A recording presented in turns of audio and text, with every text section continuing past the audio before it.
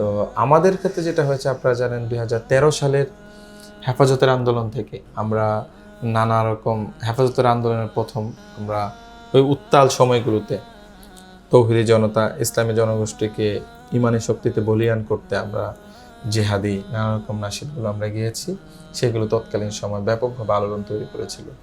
পরবর্তীতে আমরা আপনার দেখা গেছে যে নিরাপদ সড়ক যে আন্দোলন হইলো, সেখানে আমাদের সঙ্গীতটা একদম পুরা তৎকালীন সময় প্রথম আমার কাছে মনে হয় ডিজিটাল ভাবে আমাদের গান ভাইরাল হয়েছিল ব্যাপকভাবে। 9 টাকাতে 1 জিবি নয়, আজ নিরাপদ সড়ক চাই। তারপরে আমরা আবরার ফাহাদ হত্যা সময় আমরা নাশিদ গিয়েছিলাম, ও হে রাজ্য ও হে রাজা সেলাই করো আমার ঠোঁট। তারপরে এইভাবে প্রত্যেকটা সময় আমরা জাতির প্রয়োজনে এবং মানুষের আক্ষেপ, মানুষের দুঃখ কষ্ট, এগুলোকে নাশিদের মাধ্যমে আমরা তুলে ধরছিলাম। তারই ধারাবাহিকতায় তৎকালীন সময় আপনার ভোলায় নবী প্রেমিক জনতা একজন অন্য ধর্মের মানুষ কর্তৃক রাসূল সাল্লাল্লাহু আলাইহি সাল্লামের ব্যাপারে অসম্মানজনক কথা বলা হয়েছিল। তারা তার প্রতিবাদে মাঠে ময়দানে ঝাঁপিয়ে পড়েছিল। তখন এক ঘটনায় পুলিশ এই জনতার উপর হামলা চালায়, স্পটেই অনেকগুলো মানুষ শাহাদাত বরণ করেন। তো এই নিয়ে পুরা বাংলাদেশের ইসলাম প্রিয় তৌহিদি জনতা বিক্ষোভে ফেটে ওঠে, আমরাও মানসিকভাবে মর্মাহত হই। সেই প্রেক্ষাপট নিয়ে হেফাজত ইসলামী আন্দোলন বাংলাদেশ সারা দেশে বিক্ষোভ করেছে, ঢাকায় বিরাট বড় বিক্ষোভ হয়েছে। তারই ধারাবাহিকতায় আমরাও একটা নাশিদ বের করি, ভোলা কেন রক্ত লাল, এই শিরোনামে। নাশিদটা বের হওয়ার পরেই এটা ব্যাপকভাবে সারা দেশে ছড়িয়ে পড়ে এবং মানুষের মধ্যে এটার ব্যাপারে আরো অসন্তোষ তৈরি করে। তো এই এমন সময় একদিন পর আমি আপনার ঢাকা থেকে সাভারের দিকে যাচ্ছিলাম একটা প্রোগ্রামে। আমার সাথে ছিল আমাদের ভাই জাবের ভাই ছিল। তো মাঝখানে আমি আপনার ঢাকা বিশ্ববিদ্যালয় এরিয়া শহীদ মিনারে থামি। এখানে থামার পর চা খাচ্ছিলাম, এমন সময় আমার মোবাইলে একটা ফোন আসে, যে নাম্বারটি থেকে সারাদিনে ফোন আসতেছিল, আমি আননোন বিধায় রিসিভ করা হয় নাই। তো আমি রিসিভ করলাম, যেহেতু ফ্রি ছিলাম। রিসিভ করার পর আমাকে বলতে লাগলো যে আমি এডিসি নাজমুল বলছি। আচ্ছা আচ্ছা, ডিবি অফিস থেকে। কেমন আছো ভাই? আমি বলছি হ্যাঁ ভালো আছি। তো কি অবস্থা, কেমন চলছে তোমাদের? আমি হ্যাঁ ভালো। তোমার সাথে সম্বোধন, তোমার সাথে একটু আলাপ ছিল। তুমি বলতেছে মাইন্ড করতেছো না তো? আমি না কেন, তোমার বয়সে আমি অনেক বড়। এডিসি নাজমুল, হ্যাঁ তোমার বয়সে আমি অনেক বড়, তুমি বলতেছি মাইন্ড করো না। তোমাদের নাশিদগুলো গানগুলো আমরা শুনি, মাশাআল্লাহ খুব দারুণ হয়। আচ্ছা তোমার সাথে আমার একটু কথা ছিল, একটু অফিসে আসবা? আমি বললাম ভাই আমি তো এই মুহূর্তে একটু ঢাকার বাইরে যাচ্ছি একটা প্রোগ্রামে, ওইখানে তো আমাদের টাইম দেয়া, এখানে তো উপস্থিত হইতে হবে। বলতেছে সমস্যা নাই, আমার এখানে আসবা, দেখা করে চলে যাবা। আমি বললাম যে আচ্ছা দেখি। তখন উনি বলতেছে তুমি এখন ঢাকা বিশ্ববিদ্যালয়ের শহীদ মিনারে এখানে আছো, তোমার আশেপাশে আমার ফোর্স আছে। তার মানে আপনি কোথায় যাচ্ছেন এটা তার আগে চেকিং করা ছিল। হ্যাঁ, তোমার আশেপাশে আমার ফোর্স আছে, তুমি যদি না আসো আমার ফোর্স কিন্তু তোমাকে তুলে নিয়ে আসবে। যাক, ওনার এই কথা শোনার পর আমি একটু চিন্তিত হইলাম যে ঘাবড়ে গিয়েছে কিভাবে কেমনে কি। আমি ভাবতেছিলাম না উনি যেভাবে উপস্থাপন করছে যে তোমাদের গানগুলো আমি শুনি, খুব ভালো গান গাও ইত্যাদি ইত্যাদি, আমি এমন মনে করছিলাম যে উনি হয়তো বা কোনো বিষয়ে পরামর্শ নিবে, বা সরকার তো তখন এমন একটা অবস্থা ছিল যে বিভিন্নভাবে বিভিন্ন দেখা যাচ্ছে কন্টেন্ট ক্রিয়েটর বা এদেরকে দিয়ে সরকারি বিভিন্ন কাজ পরিচালনা করতো। আমি এটাও চিন্তা করতেছিলাম। তো যাক, আমরা রওনা দিলাম। একটু পর যাওয়ার পর টিএসসির মধ্যে যাওয়ার পর উনি আবার ফোন দিল যে আসতেছো তো? হ্যাঁ আসতেছি। আসবা কিন্তু। আচ্ছা আসলে তুমি কি খাবা, চা খাবা না কফি খাবা? যে না ভাই চা হলেই চলবে। টেনশন মুক্ত হচ্ছে। হ্যাঁ চা হলেই চলবে। না শিল্পী মানুষ, শুধু চা হলে হবে? তোমার জন্য তো একটু চিকেন খাবা নাকি নুডলস খাবা, কি খাবা, এরকম কিছু আনাই বাইরে থেকে।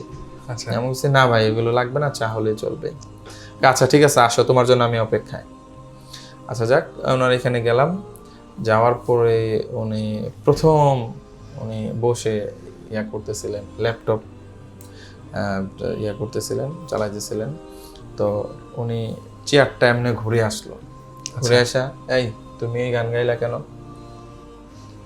আমি বললাম কোন গান ভাই? সে বের করে দেখাইলো, ভোলা কেন রক্ত লাল। তুমি জানো ওইখানে ছিলা তুমি? আচ্ছা। তোমার এই গানের মাধ্যমে দেশে সাম্প্রদায়িক দাঙ্গা তৈরি হচ্ছে, তোমার এই গানের মাধ্যমে পুলিশ প্রশাসনের বিরুদ্ধে মানুষের ঘৃণা তৈরি হচ্ছে, তোমার এই গানের কারণে সরকারের বিরুদ্ধে মানুষ প্রতিবাদ করছে,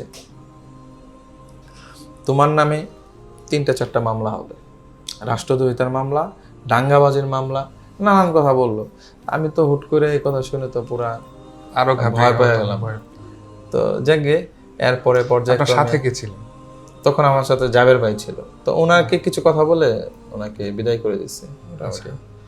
তো অনেকক্ষণ আলাপ, ওনার সাথে নানা বিষয় উনি আমাকে জেরা করতেছে। আর যে রুমটায় আমাদেরকে তখন বসাইছিল, আশেপাশে কিছু লাঠি টাঠি আছে, মোটামুটি নিভু নিভু আলো, একটু মানে ভুতুরি পরিবেশ আর কি, ভুতুরি পরিবেশ। তো যাক, অনেক কথাবার্তা হলো ওনার সাথে, উনি নানাভাবে আমাকে এটার ব্যাপারে কথা বললো। পরে বললো যে এই গানে আর কে গাইছি। তা আমি চিন্তা করলাম আরো যদি শিল্পীর নাম বলি ওদেরকেও ধরে নিয়ে আসবে, এই জন্য আমি চিন্তা করে বলছি যে এটা আমি একাই গাইছি। আচ্ছা, পরে এটা কে লেখছে, কে সুর করছে, আমি সব আমার করা। আচ্ছা আচ্ছা, আমি অন্য আর কারো নাম বলি নাই। আর মনে আছে ওই সময় এটা যে গানটা লিখছিল, যে অনেকে মোবাইল টোবাইল বন্ধ করে 2-3 দিন মোটামুটি নিখোঁজ অবস্থায় ছিল। আচ্ছা আচ্ছা, আমি কারো নাম বলি নাই। পরে বলতেছি ভিডিও চিন্তা করলাম যে একজন মানুষ অন্তত আসুক, নাম বললাম হলো তাহিদ জামিলের। তো ওরা আমাকে ওইখানে রেখেই আরেকটা ফোর্স পাঠাইছে, ওরা আইসা আমাদের অফিসে আইসা আমাদের ডিভাইস, সিসি ক্যামেরার ডিভাইস সবকিছু নিয়ে ওরা ওইখানে নিয়ে গেছে।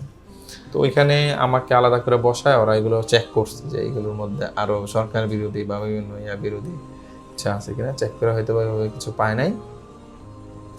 এক পর্যায়ে উনি আবার আসলো, এসে আমাকে বলতেছে যে কি তোমাদের তো দেখা যায় অনেক মানুষ চিনে, বিভিন্ন জায়গা থেকে ফোন আসতেছে, ফেসবুকে তোমাদের নিয়ে অনেক লেখালেখি হচ্ছে, এই সেই, বা তার তো বিরাট সেলিব্রিটি। তাইলে প্রথমে পোস্ট কে করেছিলেন? মানে হ্যাঁ, পোস্ট যেটা আমার কাছে মনে হয়েছে, পোস্ট তো অনেকেই করছে, জাবের ভাই করেছিল, আরো অনেকে করেছিল, কিন্তু আমাদের মামুনুল হক সাহেব হুজুরের পোস্টটার কারণেই এটা ব্যাপকভাবে মানুষের মধ্যে ছড়িয়ে পড়ে। জি, মামুন সাহেব হুজুর এটা পোস্টটা করেছিলেন। তো হুজুরের পরবর্তীতে এটা ব্যাপকভাবে ছড়িয়ে পড়ে, সারা দেশে বিরাট একটা মানুষের প্রতিবাদ শুরু হয়। তো এটা তো যেহেতু ওরা সাইবার ক্রাইম দেখে, সাইবারে তো ওরা দেখছে জিনিসগুলো।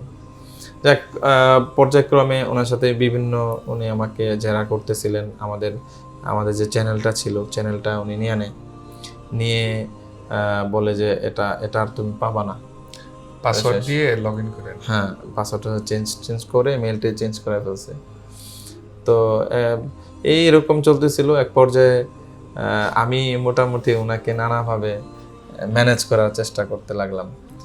আমি ওনাকে আন্তরিকভাবে বিভিন্ন কথাবার্তা বলতেছিলাম, ইসলামের ব্যাপারগুলো বলতেছিলাম, যে ভাই এই গানটার মধ্যে তো এমন কোনো শব্দ নাই যেটা পুলিশকে দোষী করা হয়েছে, এই গানটার মধ্যে এমন কোনো কথা নাই যেটা সাম্প্রদায়িক দাঙ্গা হবে, আপনি শুনেন গানটা।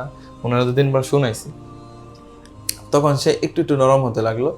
নরম হয়ে মানে আপনি একটু কনভিন্স করার চেষ্টা করছেন? হ্যাঁ, কনভিন্স করতে শুরু করলাম। তো এক পর্যায়ে দেখলাম তাহিদরেও নিয়ে আসছে। আপনি আগে জানতেন না এটা? না, আমি তো জানি না তাহিদরে নিয়ে আসছে, মানে অন্য একটা রুমে ছিলেন। পরে দেখলাম তাহিদকে নিয়ে আসছে। তো আরেক রুমে আমাকে নিয়ে গেল। ওই রুমে গিয়ে দেখলাম অনেকগুলো মানুষ বসা, সাইবার ক্রাইমের দায়িত্ব, তো ওরা সাইবারের অনলাইনে প্ল্যাটফর্মে কোন ভিডিও কি হচ্ছে এগুলো দেখে। তো আমার সাথে ওই রুমে যাওয়ার পর ওইখানে গিয়ে দেখলাম অনেকে আমাদেরকে চিনে। তাহিদ জামিলকে যখন আপনি দেখলেন, তখন তাহিদ জামিল কি অবস্থায়? বিপর্যস্ত অবস্থা, কি বিপর্যস্ত অবস্থায় আছে আর কি, অত বুঝতে পারতেছে না। আর ওর তো এরকম অভিজ্ঞতা নেই, আর ও হলো মোটামুটি এইসব ক্ষেত্রে অনেকটা নিরীহ। আমি যেহেতু আগে থেকে কিছুটা রাজনীতি বুঝি বা রাজনীতির বিভিন্ন কর্মকাণ্ডের সাথে থাকি, সে কারণে আমার ওইভাবে এতটা ভয় ছিল না।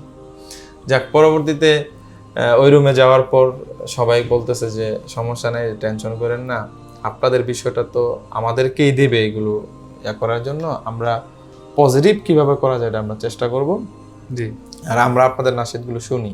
আমি আমাদের এলাকারও 2 জন পেয়ে গেলাম ওইখানে, আচ্ছা, আমাদের নরসিংদীর, তো তারাও মোটামুটি হেল্প করলো। বিভিন্ন অফিসাররা আমাকে যারা টেরা করলো। এক পর্যায়ে এডিসি নাজমুল বলতেছে যে ঠিক আছে, তুমি তো ছাড়া পাচ্ছ না, তোমার ব্যাপারে সিদ্ধান্ত আগামীকাল হবে। তো আমি ওনাকে এক পর্যায়ে বললাম যে ভাই, যদি আমাকে আপনারা রাখেনি তাহলে আমি অনুরোধ করব কালকে আপনি আমাকে কোর্টে চালান দিয়ে দেন, কারণ এইখানে থাকলে অনেক কষ্ট। এক নাম্বার হলো দেখা যায় হলো এই জায়গাটা একটু ভুতুরের মতো অবস্থা, তারপরে কনজাস্টেড জায়গা। তো সব কিছু মিলে আমি এবং আরেকটা বিষয় আমি তো জানি না, কারণ আমার মোবাইল টোবাইল সব ওরা নিয়ে গেছে। তো আমার ফ্যামিলি ওনারা কি জানে কিনা আমি এখানে আছি, তো একটা ভয় মানুষের মধ্যে তৈরি হবে। এই জন্য আমি বলছি যে যদি আমাকে রাখেন তাহলে আমাকে কোর্টে চালান দিয়ে দেন, আর যদি না রাখেন তাহলে আমাকে ছেড়ে দেন। না অন্তত এটা করেন যে আমি ফোনে আমি বাসায় অন্তত জানাই। সে কিছু যে না, এটা কালকে ডিসিশন হবে, কালকে তোমার ব্যাপারে ফাইনাল হবে, বড় স্যার আসলে তারপর কথা হবে। আচ্ছা, এরপরে ওনার ওয়াইফ আসছিল। তো ওনার ওয়াইফ আসছে আমাকে দেখে বলতেছে এই হুজুরকে ধরে নিয়ে আসছো কেন? মানে এডিসি নাজমুলের ওয়াইফ এটা বলছে? হ্যাঁ, হুজুরকে ধরে নিয়ে আসছে কেন? পরে সে বলতেছে যে হুজুর হলো বিদ্রোহী কবি কাজী নজরুলের অনুসারী। আচ্ছা আচ্ছা, বিদ্রোহী কবি কাজী নজরুলের অনুসারী, এই জন্য ধরে নিয়ে আসছি। তো বিদ্রোহী কবিদের তো কিছুটা শাসন করতে হয়।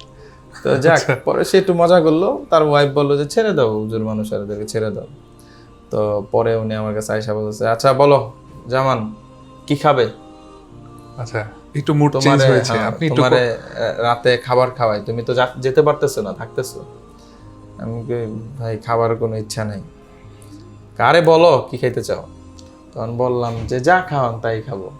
পরে তোমার জন্য বাইরে থেকে স্পেশাল খাবার নিয়ে আসি। আমি ঠিক আছে যা আনাইতে চান। তখন কি তাহিদ জামিল আপনার সাথে ছিল? না, তখন ইয়া থেকে মগবাজার থেকে নান রুটি নিয়েছিল আর চিকেন কি জানি নিয়েছিল, এগুলো রাতে খেয়েছিলাম। পরে রাতে খাবারের পর বলছে যে আমি তো এখন বাসায় চলে যাব, তুমি কাস্টডিতে থাকো আজকে। আচ্ছা, হ্যাঁ, কাস্টডিতে থাকো, বা চাইলে তুমি আমার রুমেও থাকতে পারো। বলছে না, অন্য এক জায়গায় থাকি, আমার সাথে যে ছেলেটা যারা আনছেন আমরা দুজন একসাথেই থাকি।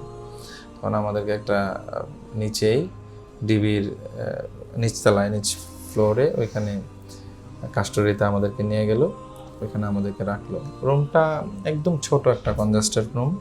এই রুমের মধ্যে 3 জন শোয়া যাবে, হয়তোবা 3 জন শোয়া যাবে, আর সাইডে একটা বাথরুমের মতো ছোট। তো রুমে যাওয়ার পর মোটামুটি তাহিদ জামিল তো মন খারাপ, সে খালি কান্না করতেছে, খালি কাঁদতেছে।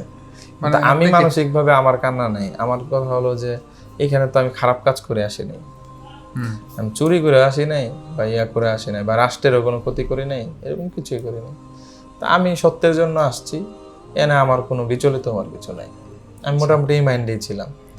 তো নামাজ পড়লাম ওইখানে সারা রাত, আমরা দীর্ঘক্ষণ তাহাজ্জুদের নামাজ পড়লাম, ও পড়লো। তো সর্বশেষ সে কি কান্নাকাটির মধ্যে আছে? হ্যাঁ, মোটামুটি তার চোখ দিয়ে পানি পড়তেছে, চোখ দিয়ে পানি পড়তেছে, এমন একটা অবস্থা আর কি, সে চলমান। তো নামাজ শেষ করে এক পর্যায়ে অনেক রাত হয়ে গেছে। পাশের আমাদের যে রুম বা ওই জেলখানার মতোই তো এটা, পাশের রুম থেকে অনেক একটা ছেলে কথা বলতেছে। মানে আপনি আয়না করেই ছিলেন একরকম বলা যায়, ওইরকমই ঘর, ছোট, হ্যাঁ ছোট ঘর। তো ওইখানে পাশে আরেক রুম থেকে কথা বলতেছে। আমি কি চিন্তা করি যে তাহিদ ছোট, ওর লগে আর আমি কি গল্প করবো, গল্প করার তো কিছু নাই। তো আমি পাশের একজন রুমের মানুষকে ডাক দিলাম, ভাই হ্যালো। হ্যাঁ, পরে এ লোক উত্তর দিল, আমি আমার পরিচয় দিলাম যে আমি বন্ধুজ্জামানে কলরব শিল্পী গোষ্ঠীতে কাজ করি। সেই লোক বলতেছে, ও আপনি বন্ধুজ্জামান ভাই, আপনার সাথে দেখা করার জন্য কত ইচ্ছা ছিল আমার, আল্লাহ এই জেলখানায় আপনার লগে দেখা করাইলো আমার। আচ্ছা। তো সে খুব ইয়া করলো যে আপনার রেডিওর প্রোগ্রাম, তখন রেডিও প্রোগ্রামটা আমাদের জনপ্রিয় ছিল না, পবিত্র সুর। হ্যাঁ, আপনার রেডিও প্রোগ্রাম আমি শুনতাম, ভাই আমিও তো বিপদে আছি, আমার প্রায় 3-4 মাস এসে ধরে নিয়ে আসছে, আমার ফ্যামিলিও জানে না আমি কয়ে আছি, আমি এই অবস্থা। তখন তার সাথে দীর্ঘক্ষণ আলাপ টালাপ হলো, কেন তাকে ধরে নিয়ে আসছে এটা জানতে চাইলাম। সে বলতেছিল যে আমি একটা কিন্ডারগার্টেন চাকরি করতাম, তো চাকরিগত অবস্থায় আমার ফেসবুকে শেখ হাসিনার বিরুদ্ধে আমি একটা স্ট্যাটাস দিয়েছিলাম। জাস্ট একটা স্ট্যাটাস। হ্যাঁ, স্ট্যাটাসের কারণে আমাকে তুলে নিয়ে আসছে। এই যে তুলে নিয়ে আসছে এখন পর্যন্ত আমার ফ্যামিলিরও জানায় না, কাউকে জানে না। তখন আমি তার কাছে তার নাম্বারটা চেয়েছিলাম, তখন পাশে যে পুলিশ ছিল, পুলিশ আমার বলছে, হুজুর আপনি নিজেরটা নিজে বাঁচেন, আরেকজনের বাঁচান দরকার নেই। তো সে সতর্ক করলো, সে বলল যে এটা এটা করলে আপনার সমস্যা হবে, এটা করেন না। তো যাক, আমি আর তার সাথে দীর্ঘক্ষণ কথা বললাম। সে খুব মোটামুটি বললো যে ভাই মনটা অনেক খারাপ ছিল, আপনার সাথে কথা বলছি। আর সবচেয়ে বড় হলো যে আপনাদের নাসির শুনি, গজল শুনি, দেখা করার ইচ্ছাও ছিল, কিন্তু এমন জায়গায় দেখা হলো যেখানে কখনো আসলে কল্পনা করা যায় না। মানে এই দেখা হওয়াটাকে উদযাপন করতে পারতেছি না। না, হচ্ছে এটা বলতেছিল যে এই কয়দিন অনেক দিন ধরে আছি এখানে, আজকে একটা খুব সুন্দর সময় কাটলো। তা আমি বললাম যে এত রাতে যাক, আয়না ঘরে গিয়ে আপনার মাধ্যমে একজন রিফ্রেশ হয়েছে, যাক, এটা ভালো। না, বলতেছে কিন্তু যে সে যখন বললো যে আমি 3-4 মাস যাবত এখানে আছি, তখন কি আপনার ভিতরে কোনো ভীতি আসছিল আবার? না, আমি কিন্তু তখন মোটামুটি এডিসি নাজমুলকে মোটামুটি আমি ম্যানেজ করে ফেলছি। যা ম্যানেজ করার, যেভাবে করার আমি ম্যানেজ করছি। ম্যানেজ করার পরে সে অনেকটা পজিটিভ। না হলে সে আমার জন্য এই বাহির থেকে এই নানরুটি মানরুটি সব কিনে এনে কেন খাওয়াইছে।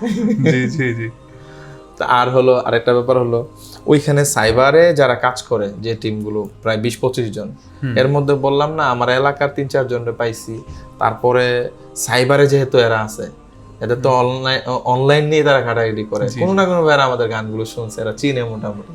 এরাও একটা সমীহ, এটা আমাদেরকে কিভাবে এই ঝামেলায় যেন আমরা না পড়ি, কিভাবে এখানে বিভিন্ন কথাবার্তা বলে দিচ্ছে যে কথা এইভাবে বলবেন, এভাবে বললেন না, যদি প্রশ্ন করে এগুলো এইভাবে উত্তর দিন। এরা আমাদেরকে হেল্প করছে। হ্যাঁ, হেল্প করছে যে বেশি আকবারের কথা বলবেন না, যতটুকু জানতে চাই এতটুকু কথা বলবেন। তো এদের কথার মধ্যে কথা বলছি, এবং এরা আমাদের ব্যাপারে পজিটিভ, সারাক্ষণ বিভিন্ন অফিসারদের সাথে কথা বলছি। পরে রাতে, হ্যাঁ, রাতে এখানে ছিলাম, পরে ফজরের পরে ঘুমাইলাম। ঘুম থেকে উঠতে 9টার দিকেই অফিসার আসছে, আমাকে নিয়ে গেল এই অফিসারের কাছে একবার, ওই অফিসারের কাছে, বিভিন্ন জায়গায় বারবার নিয়ে নিয়ে কথাবার্তা বলার পরে সাথে তাহিদ জামিল। হ্যাঁ, সাথে তাহিদ জামিল। তারপরে আমাদেরকে বিকাল নাগাদ ছেড়ে দেয়, লিখিত রেখে যে এরকম কন্টেন্ট, এরকম গান আমরা কখনো গাবো না। সরকারের বিরুদ্ধে যায়, রাষ্ট্রের বিরুদ্ধে যায়, পুলিশ প্রশাসনের বিরুদ্ধে যায়, আইন শৃঙ্খলা বাহিনীর বিরুদ্ধে যায়, এরকম কোনো কথাবার্তা, গান আমরা গাবো না, এই লিখিত দিয়ে পরে মুক্তি দিয়েছে।